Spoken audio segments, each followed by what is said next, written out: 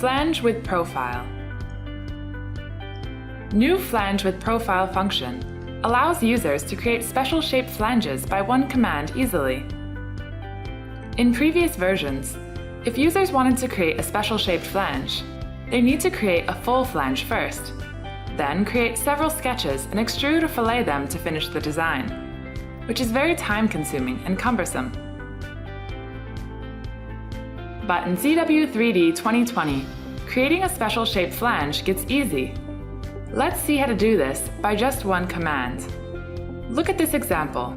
First, select Sheet Metal tab and click Flange with Profile button. Then select the edge on which you want to add a flange, and set the parameters like radius and length.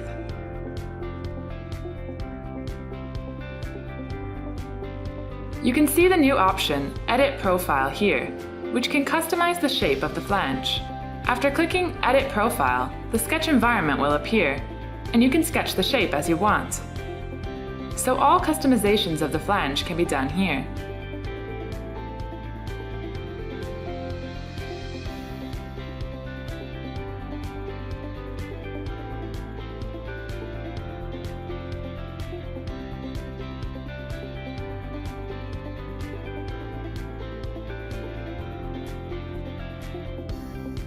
When you finish modifying the shape, click the Exit button. Now you can see that the flange shape is changed to the one you've customized.